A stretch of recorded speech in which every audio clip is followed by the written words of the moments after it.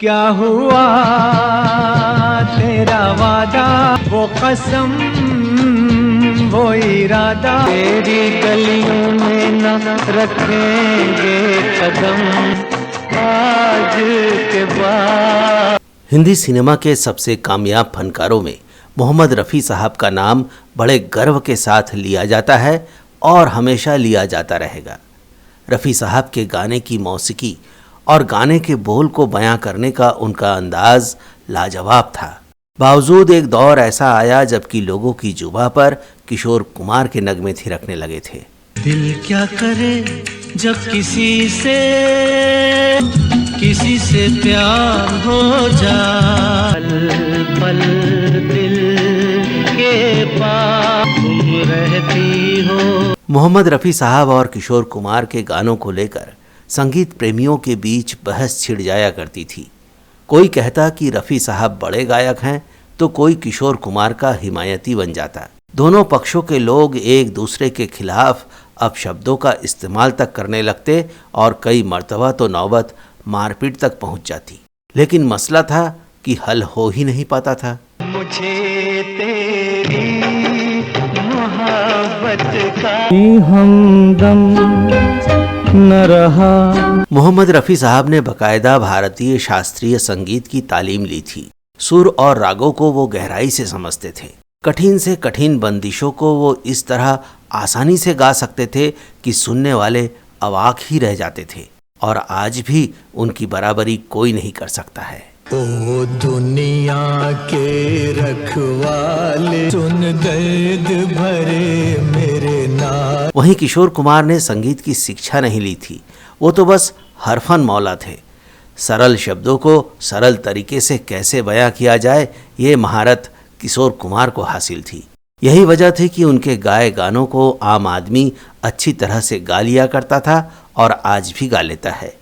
उनकी लोकप्रियता का सबसे बड़ा कारण भी यही था। मेरे महबूब कयामत होगी, तेरी गलियों में मोहब्बत होगी। इसमें कोई दो मत नहीं है कि अगर उस समय के मौजूदा दौर में मोहम्मद रफ़ी साहब या किशोर दा से ये पूछा जाता कि उन दोनों में बड़ा गायक कौन है, तो बिला शक वो दोनों ही इंसानियत के नाते एक दूसरे का नाम लेते।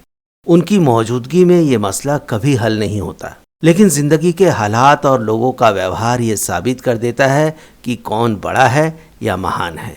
आज हम मोहम्मद रफ़ी साहब और किशोर कुमार की ज़िंदगी से जुड़े कुछ किस्सों के जरिए यही बताने जा रहे हैं। अगर आप भी इन रोचक किस्सों को जानना चाहते हैं तो इस वीडियो में आखिरी तक बने रहिए हमारे साथ।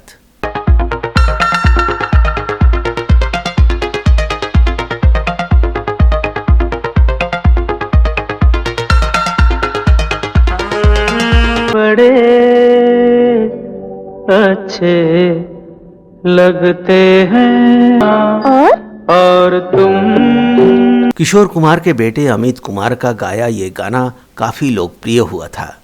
अमित कुमार के और भी ऐसे गाने हैं जो अपने समय में धूम मचा चुके हैं। लेकिन क्या आप जानते हैं कि जब अमित कुमार गाना गाने का अभ्यास किया करते थे तो उनके पिता किशोर दा उन्हें अपना गाना सुनने से मना करते थे और अमित कुमार से कहते थे कि वो मोहम्मद रफ़ी साहब का गाना सुना करें। इतना ही नहीं, खुद किशोर कुमार भी मोहम्मद रफ़ी साहब को अपना गुरु मानते थे। ये तो एकदम साफ है कि हिंदी सिनेमा में दोनों की गायकी का कालखंड लगभग अलग अलग है और दोनों की गायकी भी एकदम अलग है। इसके बाद भी दोनों के बीच काफ़ी मधुर संबंध थे। किशोर दा खुद मानते थे कि रफ़ी साहब ने जिस तरह से लंबे समय तक फिल्मी संगीत पर राज किया है वैसा कोई और नहीं कर सकता है। किशोर दा भी रफ़ी साहब के गाने के दीवाने थे।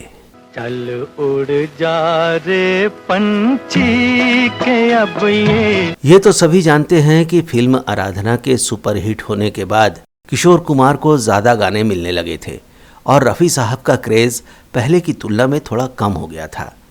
इस हिसाब से देखें तो दोनों ही एक दूसरे के कॉम्पिटिटर थे, लेकिन दोनों के बीच कोई प्रतिस्पर्धा है ऐसा कभी किसी को दिखाई नहीं दिया। 1975 में आपातकाल के दौरान एक विवाद के कारण किशोर कुमार के गाने ऑल इंडिया रेडियो पर प्रसारित होना बंद हो गया था। हालांकि कुछ ही समय बाद किशोर कुमार पर लगा यह प्रतिबंध हट गया और उनके गाने रेडियो पर फिर से बजने लगे। किशोर कुमार को प्रतिबंध लगने का कारण तो पता था, लेकिन ये नहीं पता था कि यह प्रतिबंध हटा कैसे। तेरे बिना जिंदगी से कोई शिकवा तो नहीं। ऑल इंडिया रेडियो पर जब एक बार फिर से किशोर कुमार के गाने बजने लगे, तभी किसी काम से उनका मुंबई से दिल्ली आना हुआ। किशोर कुमार को लगता था कि उन पर लगा प्रतिबंध ऑल इंडिया रेडियो के अधिकारियों की कृपा से हटा है। उन दिनों कलाकारों, संगीतकारों और गायक गायिकाओं का ऑल इंडिया रेडियो में आना जाना लगा रहता था। तो दिल्ली आने पर किशोर कुमार ने भी सोचा कि क्यों ना ऑल इंडिया रेडियो के मुख्यालय में जाकर अधिकारियों का शुक्रिया अदा कर दिया जाए। इसी मकसद से वो वहाँ पहुँच गए तो पता चला कि उनके गानों को प्रसारित नहीं करने का आदेश भी प्रधानमंत्री कार्यालय से आया था और फिर से प्रसारित करने का आदेश भी प्रधानमंत्री कार्यालय से ही आया है। तेरे बिना जिंदगी भी लेकिन जिंदगी तो नहीं। तो किशोर कुमार प्रधानमंत्री कार्यालय पहुंच गए। तब उन्हें पता चला कि कुछ दिन पहले मोहम्मद रफ़ी साहब प्रधानमंत्री इंदिरा गांधी से मिलने आए थे और उन्होंने ही ये गुजारिश की थी कि किशोर कुमार के गानों को रेडियो पर प्रसारित किया जाना चाहिए। मोहम्मद रफ़ी साहब के कहने पर ही प्रधानमंत्री इंदिरा गांधी ने किशोर कुमार के गानों पर लगे प्रतिबंध को वापस ले लिया था। जिंदगी नहीं, जिंदगी नहीं, जिंदगी नहीं। अब तो किशोर कुमार की हैरानी का ठिकाना ही नहीं था, क्योंकि जब मोहम्मद रफ़ी साहब दिल्ली से मुंबई लौटे थे तो उसके बाद किशोर कुमार से उनकी कई बार मुलाकात हुई थी, लेकिन रफ़ी साहब ने ना तो उन्हें इस बारे में कुछ बताया और न कुछ कहा। किशोर कुमार तो रफ़ी साहब का पहले से ही बहुत सम्मान करते थे। इस घटना को जानने के बाद तो किशोर कुमार उन्हें देवता मानने लगे। दिल्ली से लौटकर जब वो मुंबई पहुंचे तो सबसे पहले मोहम्मद रफ़ी साहब से ही मिलने पहुंच गए। उन्होंने रफ़ी साहब को प्रणाम किया और कहा कि इतने बड़े उपकार का वो कैसे बदला चुकाएंगे, उन्हें समझ नहीं आ रहा है। ये तो तय है कि मोहम्मद रफ़ी साहब की जगह कोई और होता तो अपने बढ़प्पन की डींगें हाँक दिया होता, लेकिन रफ़ी साहब ने किशोर कुमार से कहा कि जब तुम ये सारा वाकया जान ही गए हो तो मेरी सौगंध खाकर तुम्हें एक वचन निभाना होगा, वो ये कि मेरे जीते जी तुम इस घटना का जिक्र किसी से नहीं करोगे। किशोर कुमार को ये बात माननी ही पड़ी और उन्होंने अपना वादा भी निभाया। भूल जा अब वो मस्त हवा उड़ना डाली डाली। रफ़ी साहब के इंतकाल के दिन किशोर कुमार पूरे समय उनकी पार्थिव देह के साथ मौजूद रहे। उनका पैर पकड़कर खूब रोए। इसके बाद ही उन्होंने लोगों से इस घटना का जिक्र किया और लोगों को पता चला कि मोहम्मद रफ़ी साहब केवल एक फनकार ही नहीं थे, बल्कि इंसान के रूप में फरिश्ता थे। कौन भला उस बाग को पूछे, हो ना जिसका माली। किशोर कुमार इस बात को बहुत अच्छे से जानते थे कि एक ऐसा समय आया था कि मोहम्मद रफ़ी साहब ने गाना गाना छोड़ दिया था। वो इस्लाम के मजहबी नियमों को लेकर इतने संजीदा हो गए थे कि उन्हें किसी ने समझा दिया था कि इस्लाम में तो गीत संगीत हराम है। ये वही दौर था जबकि किशोर कुमार को उभरने का मौका मिला था, अन्यथा हो सकता है कि किशोर कुमार भी नहीं बन पाते। हालांकि रफ़ी साहब ने एक बार फिर वापसी की थी और उन्हें लोगों का वही प्यार मिला था जो पहले मिला करता था, पर रफ़ी साहब ने ना तो कभी गुरूर किया और ना इंसानियत से मुंह मोड़ा। जग की आँख का कांटा बन गई। तो दोस्तों, आप समझ ही गए होंगे कि किशोर कुमार ही नहीं, पूरी दुनिया की नज़रों में रफ़ी साहब की क्या अहमियत है। इस पेशकश में इतना ही।